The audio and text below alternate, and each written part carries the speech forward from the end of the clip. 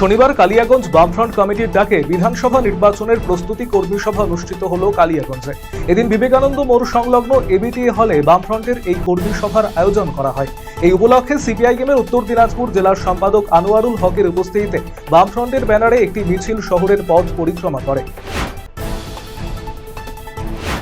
শনিবার পূর্ব মেদিনীপুরের পাঁশকুড়া ব্লক এলাকায় প্রতাপপুর ২ নম্বর গ্রাম পঞ্চায়েত এলাকার পথশ্রী ৪ প্রকল্পের দুটি রাস্তার শিলান্যাসের শুভ উদ্বোধন হলো। দীর্ঘদিন ধরে এলাকার মানুষের এই দুটি রাস্তার দাবি ছিল। ভোটার তালিকায় অ্যাডজুডিকশনে নাম থাকায় আতঙ্কে অসুস্থ হয়ে পড়ার ঘটনা ঘটল বামনহাটে।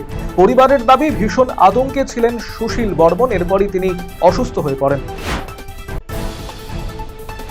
সোমবার কোচবিহারের জেলা শাসকের মাধ্যমে মুখ্য নির্বাচন কমিশনের কাছে স্মারকলিপি প্রদান করতে যাচ্ছেন নস্যশেখ উন্নয়ন পরিষদ এবং অল বেঙ্গল ইমাম মুয়াজ্জিন অ্যাসোসিয়েশন কোচবিহার জেলা কমিটি। অভিযোগ, এসআইআর প্রক্রিয়ায় হয়েছে গাফিলতি। এদিন সংগঠনের পক্ষ থেকে জানানো হয়েছে, সোমবার কোচবিহার রাসমেলা ময়দানে তারা একটি জমায়েত করবেন এবং সেখান থেকে কোচবিহারের জেলা শাসকের দপ্তরে মিছিলের মাধ্যমে যাবেন এবং বিক্ষোভ দেখাবেন।